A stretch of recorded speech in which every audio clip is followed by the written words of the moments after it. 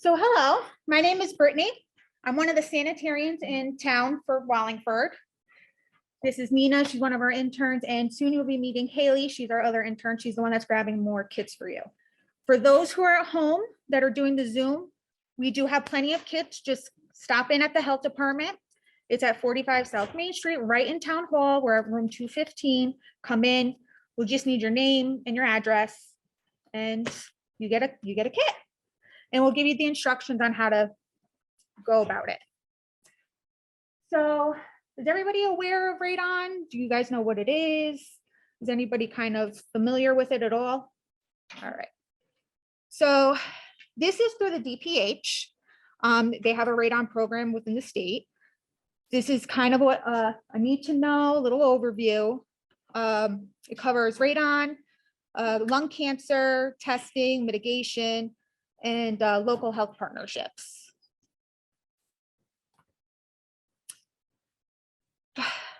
All right, so this is a little bit about the program and the mission. This is, like I said, to promote awareness. It is one of the leading causes for lung cancer other than smoking, which you'll hear more about that throughout this. Bless you. This is how we kind of quantify the work that we do throughout the state. Can everybody see?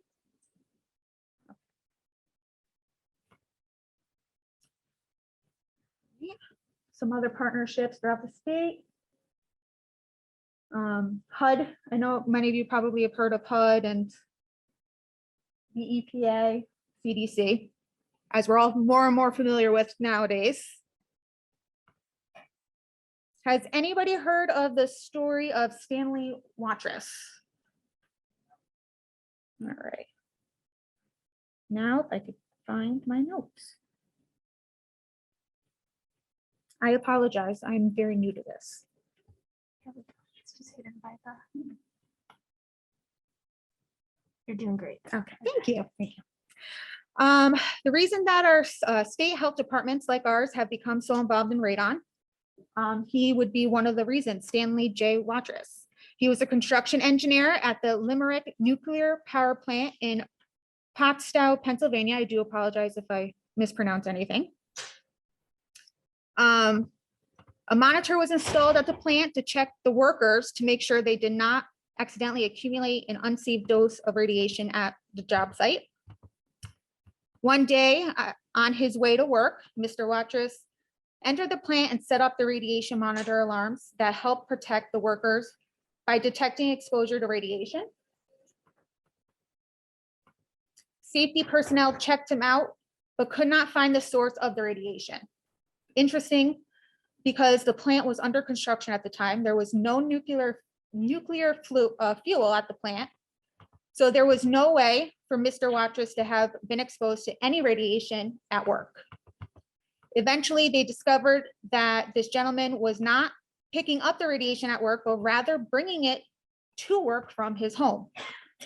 A team of specialists was sent to his home to investigate.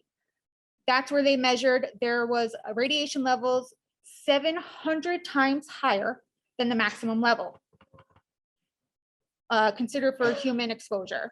The home test is usually 2,700 PCIs, and the safe level is at or below 4. The source of this enormous amount of radiation turned out to be radon.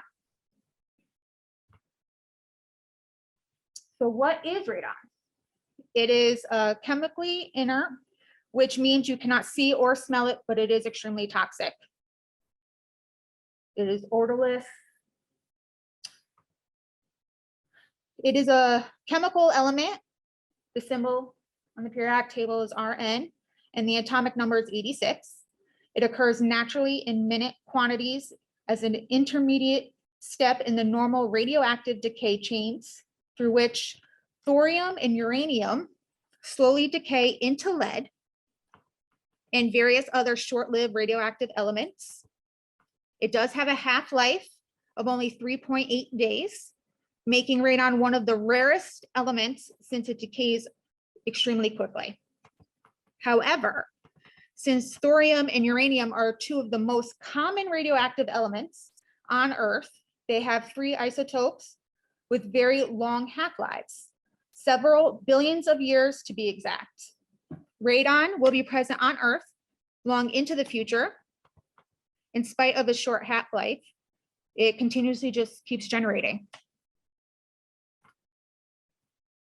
Here you can see uranium breaking down into radium, becoming radon, and soil gases entering the home.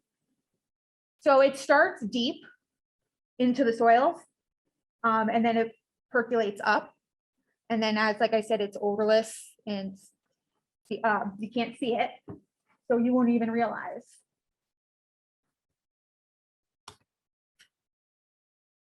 This is kind of straight and to the point on how the radon comes and seeps into the home. As it says, it acts like a vacuum drawing gases inside. These are some illustrations of entry points. Gaps in the flooring, cavities inside the wall, pipelines, cracks inside the flooring, especially concrete. You could see that usually it's in the basements, which we'll get to that as to why that happens. Here's a general idea of how small radioactive decay particles are in relation to the damage they can do. A curie is the radioactivity of 1 gram of radium. A picocurie is 1 trillionth of a curie. 4 trillionths of 1 gram of radium in the air is enough to significantly harm your health. There is no safe level of radon.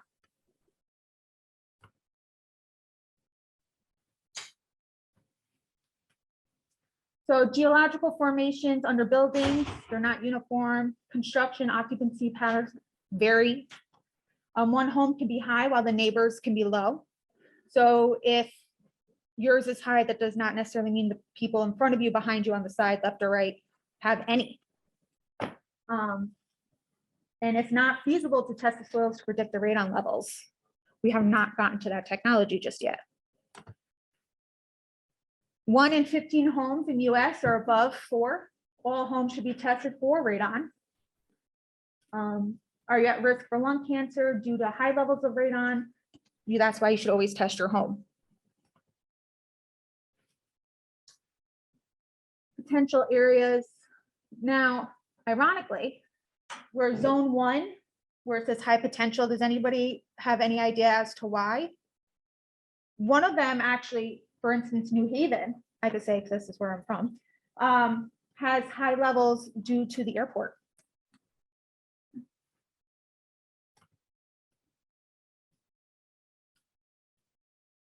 So this is between 96 and 2017, I apologize.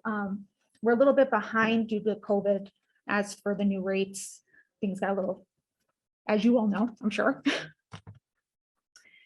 Radon is a leading cause of environmental for lung cancer. It's the 2nd leading cause of lung cancer in the United States. Leading cause of lung cancer for non-smokers, there's 2,900 deaths annually. The link between radon and lung cancer is based on many studies worldwide. So you would never actually think that 58 deaths per day just through radon and lung cancer. It's not always smoking. I know a lot of people always question that because non-smokers, secondhand smokers, they never understood. Radon does play a part in that. Dose-response relationship: as radon exposures increase, lung cancer rates also increase. They take time to develop. Exposures equivalent to 15 years spent at an average radon exposure equal to 4. These rates are 1,000 people. I'm sorry, these rates are per 1,000 people. If 1,000 people who smoked were exposed to this level over a lifetime, in relation to if 1,000 people who never smoked were exposed to this lifetime. The link between radon and lung cancer is based on many studies worldwide, as I said. 11 minor studies were excess lung cancer deaths observed in uranium mines in the US, Czechoslovakia, France, and Canada. And there has been over 30 residential studies. This is the public health impact on how radon causes cancer. PO 218 to PO 214 deliver the majority of radiation doses to the lungs. As it says, decayed products are inhaled into the lungs and remain where they stick to the sensitive tissues. Alpha particles strike cells, causing the damage, and that's where the cancerous tumors can grow. Describe the way the test kits work. You'll take a test kit apart. You will find the plastic chip. Radon particles are collected in the canister. When they settle, the pit, the plastic, and the pits in the plastic are measured to determine the radon levels in the building. These are another calculation for drownings, fires, falls in homes, drunk driving, and radon. This graphic highlights radon as the leading environmental cause of lung cancer. Pesticides, residue on foods, toxic outdoor air pollutants versus pesticide applications. Why is radon and lung cancer not talked about more? Stigma plays a major role in the lung cancer experience for most people struggling with the disease. Lung cancer is often seen as a result of a behavioral choice.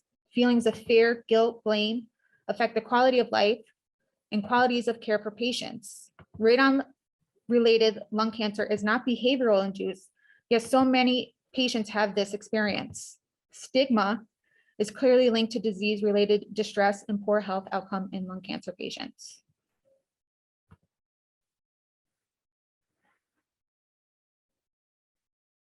So if through the state, we do get test kits, which that's what you guys received today.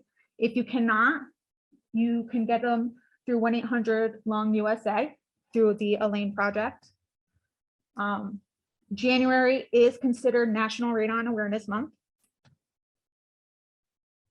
You can mitigate, which I believe that slides do go over that, which is an average cost of $1,200. Most new construction since probably around the 90s or so actually already have the mitigation. It's usually the pipe that you find outside your home.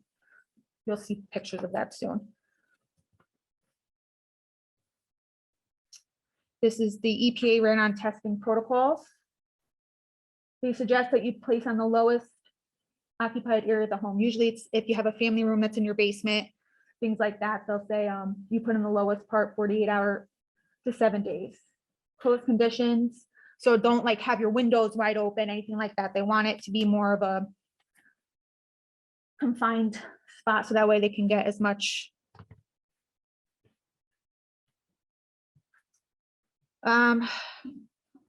Do not test during unusual weather events or when extreme weather is predicted. Hurricanes, snowstorms. They want it to be basically like any normal day as that you would have. So that way that's the most. Do not operate your exhaust fans, your HVAC systems. Don't open up the windows. Leave the doors open. Do not place the device on top of a computer. Don't test in your bathrooms, your kitchens, your hallways, or on the second floor. Like I said, basement. For those who have well water, does anybody in here have well water? Once you test your indoor air, they do request and probably require to do your water as well. Clearly your wells are into the ground, so.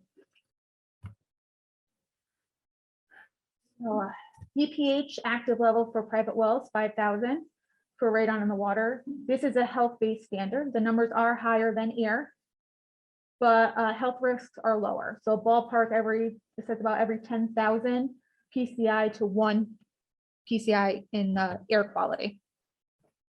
If you do a radon test in your home test with unsafe levels, do not panic. This is why we actually have you guys do it. And then more than welcome, you can call us and we go from there. We always help you guys out. This is what a system looks like. So like I said, they're usually that pipe that you'll see outside. Most commonly installed system is a sub slab system. Simple, they use a PVC pipe. It's a small fan, Most cases can reduce below 2 PCI. So local health officials, that would be me. I'd be one of those. This is why we do this. We want everybody to be aware, and we want to help and reduce lung cancer and risks throughout the state. Free test kits. This is all through January. Educational materials, refreshers, such as what we're doing right now. These are the increase from 2007 when this became a program at BPH to actually 2020 up to 36 participating local health departments. This is for how local health.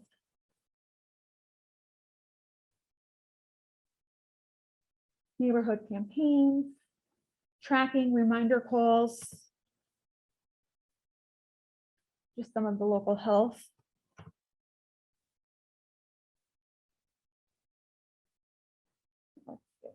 You'll see Wallingford